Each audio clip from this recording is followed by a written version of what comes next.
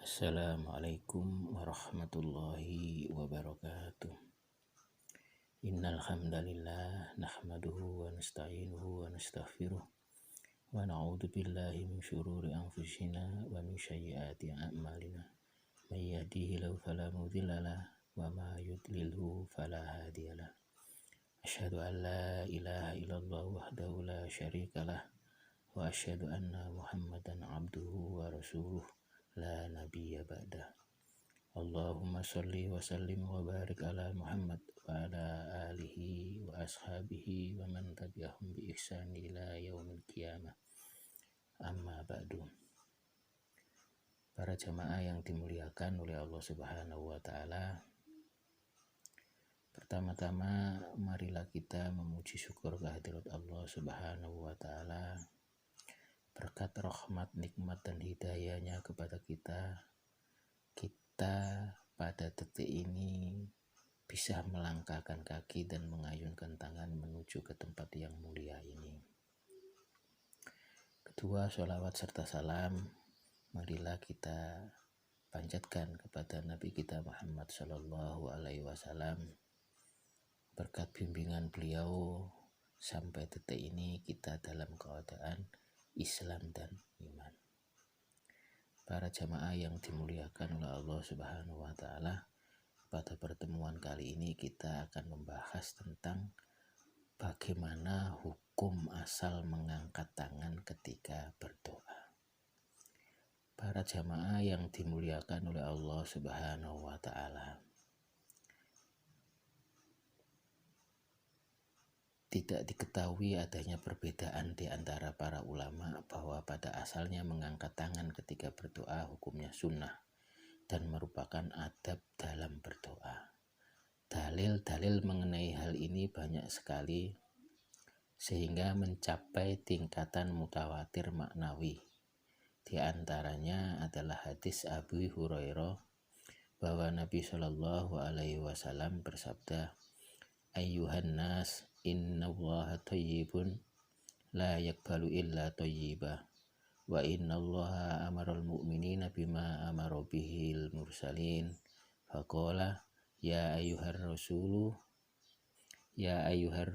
kulu minat thayyibati wa amalu sholihah inni bima ta'maluna alim wa qala ya ayyuhalladzina amanu kulu min thayyibati ma razaqnakum thumma dzakara rajula yutilu safaro as'asa a'baro yamuddu yadahi ila sama ya rabbi wa mat'amuhu haramun wa masrabuhu haramun wa malbasuhu haramun wa hudiya bil haram fa inni yustajabu lidzalika." Wahai manusia, sesungguhnya Allah itu baik dan tidak menerima kecuali yang baik.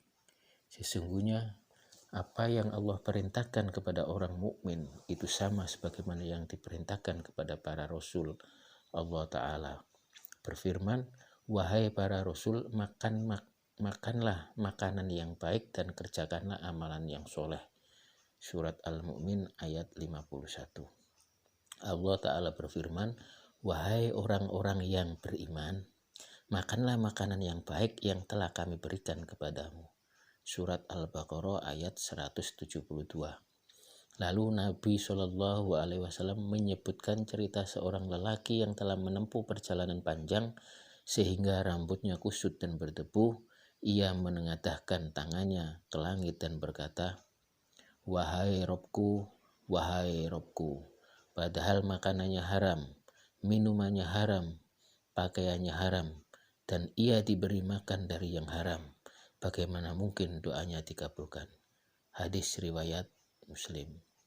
Nabi Shallallahu Alaihi Wasallam juga bersabda, "Innallaha hayyun karim yastahi idza rafa'a ar-rajulu ilahi yadayhi ayyaruddahuma sifron khaibatain."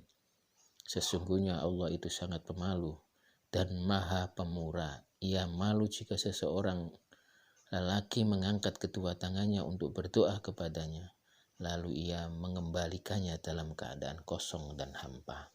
Hadis riwayat Abu Dawud dan Tirmidzi, disahihkan oleh Al-Albani dalam Sahih Al-Jami'.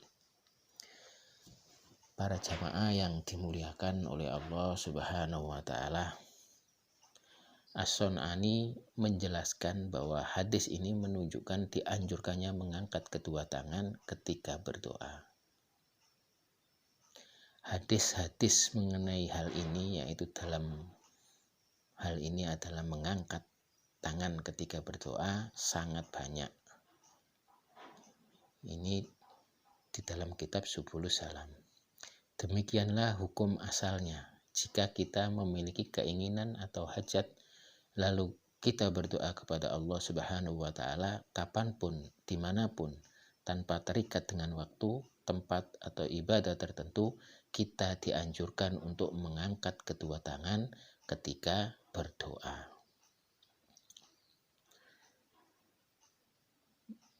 Kita lanjutkan dengan bagaimana hukum mengangkat tangan ketika berdoa dalam suatu ibadah. Kalau yang tadi hukum mengangkat doa secara umum, baik di dalam ibadah maupun tidak di dalam ibadah. Banyak hadis-hadis yang menyebutkan praktek mengangkat tangan dalam berdoa dalam beberapa ritual ibadah. Di antaranya, 1. Ketika berdoa istisqa dalam khutbah, seperti hadis dari sahabat Anas bin Malik radhiyallahu anhu, beliau berkata, "Kana an-nabiy sallallahu alaihi wasallam la yarfa'u yadayhi fi syai'in min du'aihi illa fil istisqa wa innahu yarfa'u hatta yara bayadu ibtaihi." Biasanya Nabi Shallallahu Alaihi Wasallam tidak mengangkat kedua tangannya ketika berdoa kecuali ketika istisqa. Beliau mengangkat kedua tangannya hingga terlihat ketiaknya yang putih. Hadis riwayat Bukhari dan Muslim. Syekh Muhammad bin Shalih Al-Utsaimin berkata, maksudnya dalam hadis tersebut adalah dalam kondisi khutbah Nabi tidak pernah mengangkat kedua tangannya kecuali jika dalam khutbah tersebut atau khutbah ketika sholat istisqa.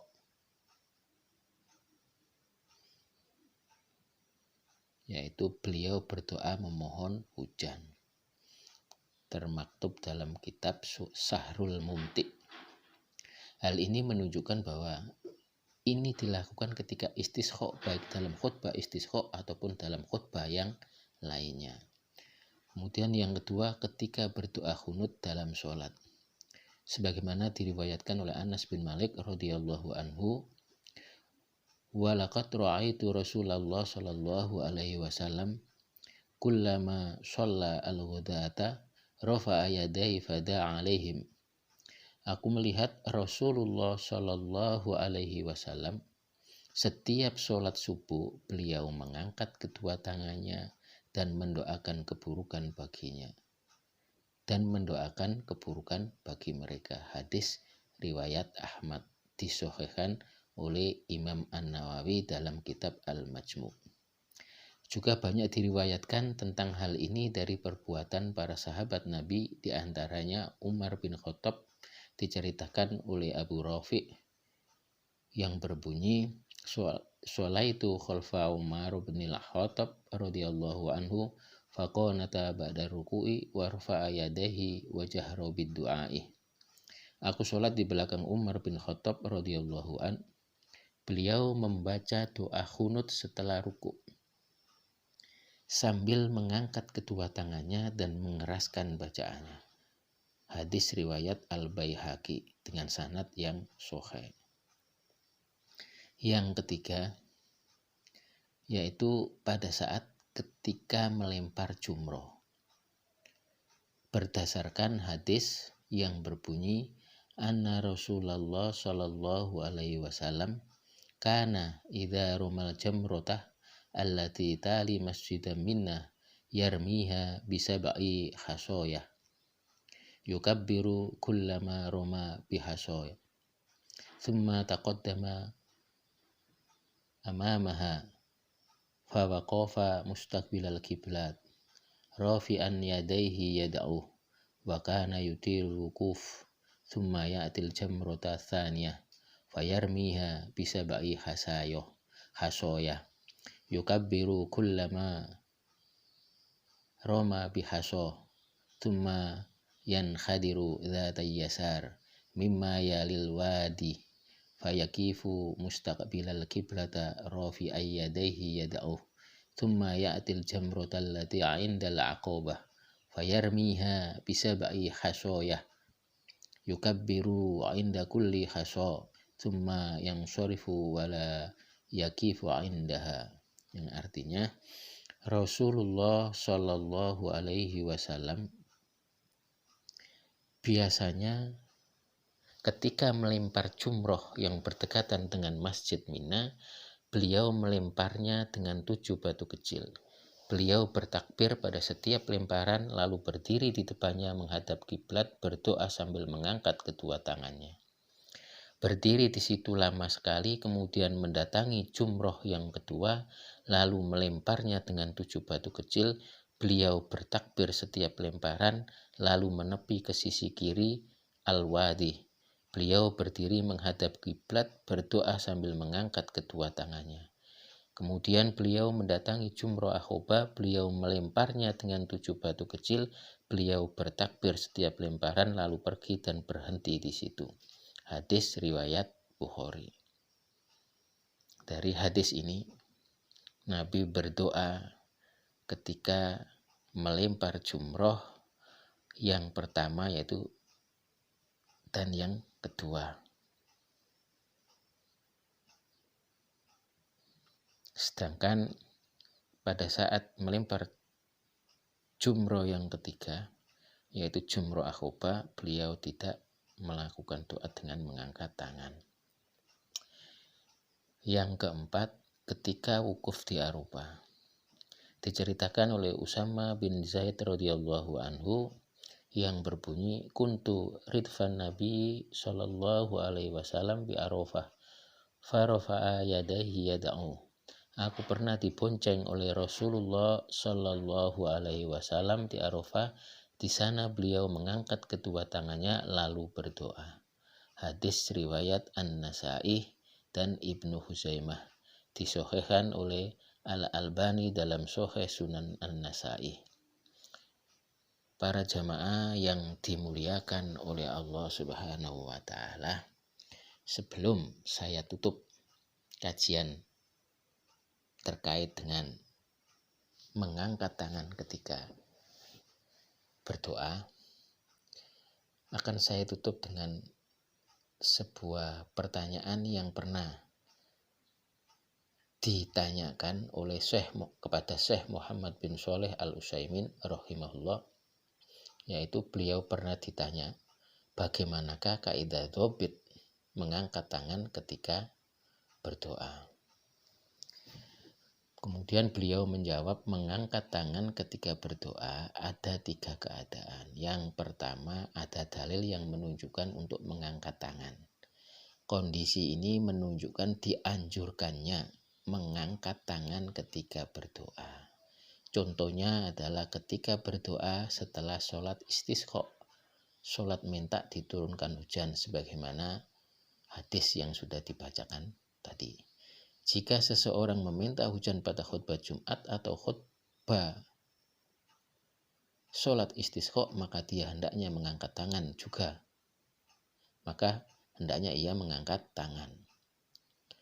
Contoh lain juga dalam hal ini adalah mengangkat tangan ketika berdoa di Bukit Shofah dan Marwah, berdoa di Arafah, berdoa ketika melempar jumroh ulah pada hari-hari tasyrik, dan juga jumroh al-wusta yang sudah saya sebutkan tadi, yaitu melempar pada jumroh yang pertama dan yang kedua. Oleh karena itu, ketika menunaikan haji ada 6 tempat untuk mengangkat tangan. Yang pertama adalah ketika berada di Shofah, yang kedua ketika berada di Marwah, yang ketiga ketika berada di Arafah, yang keempat ketika berada di Musdalifah setelah sholat subuh, dan yang kelima di Jumroh al-Ula di hari-hari tasyrik, dan yang keenam di Jumroh al-Wusta di hari-hari tasyrik. Kondisi semacam ini tidak diragukan lagi bagi seseorang untuk mengangkat tangan ketika itu karena adanya petunjuk dari Nabi Shallallahu Alaihi Wasallam mengenai hal ini. Kemudian kondisi yang kedua, tidak ada dalil yang menunjukkan untuk mengangkat tangan. Contohnya adalah doa di dalam sholat. Nabi Shallallahu Alaihi Wasallam biasa membaca doa istiftah. Allahumma ba'id baini wa baina khotoyaya kama ba'da bainal masyriqi wal maghrib, dan seterusnya. Juga membaca doa di antara dua sujud, Rabbighfirli, dan seterusnya. Juga berdoa ketika tasyahud akhir, namun beliau Shallallahu Alaihi Wasallam tidak mengangkat tangan pada semua kondisi ini. Begitu juga dalam khutbah Jumat, beliau Shallallahu Alaihi Wasallam berdoa, namun beliau tidak mengangkat kedua tangannya kecuali jika meminta hujan ketika khutbah Jumat tersebut. Barang siapa mengangkat tangan dalam kondisi-kondisi ini dan semacamnya, maka dia telah terjatuh dalam perkara yang diada-adakan dalam agama dan melakukan hal yang terlarang. Kondisi yang ketiga, tidak ada dalil yang menunjukkan mengangkat tangan ataupun tidak, maka hukum asalnya adalah mengangkat tangan karena ini termasuk adab dalam berdoa. Hal ini berdasarkan sabda Nabi Shallallahu Alaihi Wasallam, sesungguhnya Allah Maha Pemalu lagi Maha Mulia. Dia malu terhadap hambanya jika hamba tersebut menengadahkan tangan kepadanya lalu kedua tangan tersebut kembali dalam keadaan hampa, seperti hadis yang sudah dibacakan sebelumnya. Nabi Shallallahu Alaihi Wasallam juga pernah menceritakan seseorang yang menempuh perjalanan jauh, ini hadis yang sudah dibacakan di awal-awal tadi, dalam keadaan kusut dan penuh debu, lalu dia mengangkat kedua tangannya ke langit seraya mengatakan, wahai Robku, padahal makanannya itu haram, pakaiannya haram, dan dia dikenyangkan dari yang haram. Bagaimana mungkin doanya bisa dikabulkan? Dalam hadis ini Nabi Shallallahu Alaihi Wasallam menjadikan mengangkat kedua tangan sebagai sebab terkabulnya doa. Inilah pembagian keadaan dalam mengangkat tangan ketika berdoa. Namun ketika keadaan kita mengangkat tangan, adapun mengangkat tangan ketika berdoa yang terkait suatu ritual ibadah, hukumnya kembali kepada dalil-dalil ibadah tersebut. Jika terdapat dalil bahwa Rasulullah Shallallahu Alaihi Wasallam mengangkat tangan dalam ibadah tersebut, maka dianjurkan mengangkat tangan.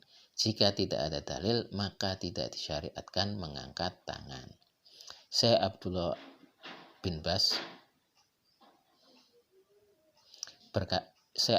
Aziz bin Baz berkata, banyak hadis sahih yang menunjukkan bahwa Nabi Shallallahu Alaihi Wasallam mengangkat tangan ketika berdoa istisqa, ketika melempar jumroh yang pertama dan kedua, ketika di awal-awal hari tasyrik, ketika haji wada, dan pada tempat-tempat yang lain. Namun setiap ibadah yang dilakukan di masa Nabi Shallallahu Alaihi Wasallam, jika ketika melakukannya beliau tidak mengangkat kedua tangannya, berarti hal tersebut tidak disyariatkan kepada kita ketika melakukan ibadah tersebut. Ini dalam rangka meneladani Nabi Shallallahu Alaihi Wasallam. Contohnya ketika khutbah Jumat, khutbah Id, doa di antara dua sujud dalam sholat, doa-doa zikir setelah sholat wajib. Karena tidak ada dalil yang menunjukkan hal tersebut, yang disyariatkan kepada kita adalah meneladani Nabi Shallallahu Alaihi Wasallam dalam melakukan sesuatu atau meninggalkan sesuatu. Ini termaktub dalam kitab Majmu' Fatawa Ibnu Baz. Karena dengan mengangkat tangan ketika berdoa yang ada dalam suatu ibadah tanpa adanya dalil bahwa Nabi Shallallahu Alaihi Wasallam melakukan hal ini, berarti kita telah menambah tata cara ibadah tersebut. Contohnya misalnya, jika kita mengangkat tangan ketika membaca doa iftitah dalam sholat yang dibaca sebelum surat Al-Fatihah, atau mengangkat tangan pada saat berdoa duduk di antara dua sujud, atau mengangkat tangan pada saat kita tasyahud akhir, padahal Nabi Shallallahu Alaihi Wasallam tidak mencontohkan demikian itu. Maka kita menambah satu tata cara dalam sholat. Dari uraian di atas saya ringkas bahwa hukum asalnya mengangkat tangan ketika berdoa adalah sunnah. Hukum asalnya mengangkat tangan di dalam berdoa adalah sunnah. Namun berbeda halnya dengan hukum mengangkat tangan ketika dalam ritual ibadah. Dalam ritual ibadah ada dua kondisi. Yang pertama, jika itu dicontohkan oleh Rasulullah Shallallahu Alaihi Wasallam, maka hukumnya adalah sunnah. Seperti yang sudah dijelaskan tadi. Kemudian yang kedua, jika tidak dicontohkan oleh Rasulullah Shallallahu Alaihi Wasallam, maka tidak diperbolehkan untuk mengangkat tangan. Seperti berdoa ketika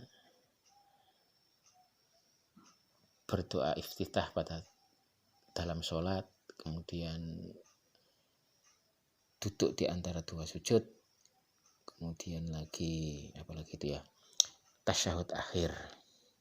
Itu Nabi Shallallahu Alaihi Wasallam tidak melakukan. Kemudian yang ketiga,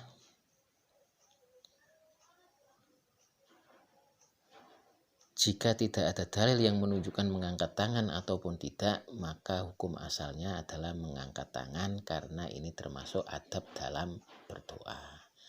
Demikian yang bisa saya sampaikan, mudah-mudahan bermanfaat. Billahi taufik wal hidayah. Summa salam. Wassalamualaikum warahmatullahi wabarakatuh.